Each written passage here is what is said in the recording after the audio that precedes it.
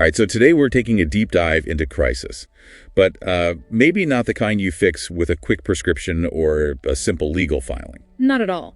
We have sources that explore two wildly different ways to understand these intense personal breakdowns. One is, academic and psychological. And the other is intensely spiritual and somehow also legal. Exactly. Our mission today is to see what happens when a profound internal transformation just smashes right into the concrete rules of the justice system. What's fascinating is how both these frameworks just completely reject the mainstream view. Right, the view that a major personal crisis is just a pathology or, simple misconduct. Let's start with the psychological one. Christina and Stanislav Grof's concept of spiritual emergency. Okay, let's unpack that. So the Grofs, they define the spiritual emergency, or SE, not as a disease, but as an evolutionary crisis. Yeah, it's a period of intense destabilization that actually holds this huge potential for growth, for expanding your consciousness. And it's all rooted in what they call the transpersonal realm. Experiences that go beyond the normal limits of your ego. Things like mystical states, visions, that sort of thing. Traditional psychiatry often just lumps all of that together. Calls it pathology. Calls it pathology, purely. But hold on, if someone is experiencing, say, physical tremors and intense visions, isn't medicine right to treat that?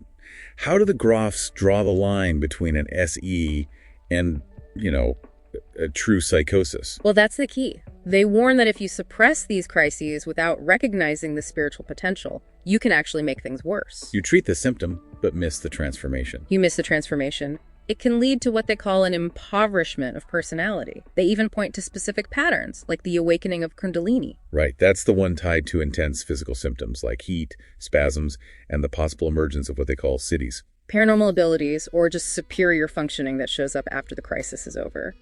Another one is the shamanic journey. The psychological death and rebirth. Exactly. The point is, the crisis itself is functional, even if it feels completely chaotic at the time. So we have this powerful idea that a breakdown can actually be a breakthrough. Yeah. Now let's pivot. How does that framework hold up when it walks into a Tennessee courtroom? This is where it gets really interesting. We're looking at the unconventional legal filings of a citizen named Josiah Haltom. And he was arrested, he claims, after reporting a neighbor for counterfeit currency. So he sees the whole thing as a retaliatory act. A blueprint for what he calls structural violence. The legal filings detail this striking contradiction. He says the specialist performed a violent apprehension based on a visual guess of contraband and completely ignored the legal hemp paperwork he provided. Willfully ignored it. And then Haltom labels the official police report forensic fraud for leaving out that paperwork. But that's not even the most unique part. Right, this is where the tension becomes, tectonic. He completely rejects the role of defendant. Completely. He files motions not as a defendant, but as ambassador plenipotentiary and divine witness. He's basically claiming a kind of spiritual diplomatic immunity. And he formally refers his case from the state court to the Court of Divine Equity. He's trying to move the whole trial to a cosmic ledger. Which is captured perfectly by his idea of the law of reciprocal moral gravity. Yeah, he says an injustice is a mass that literally bends the space around it, and every single action in that courtroom is being permanently encoded as immutable metadata. So what does this all mean for you, the listener?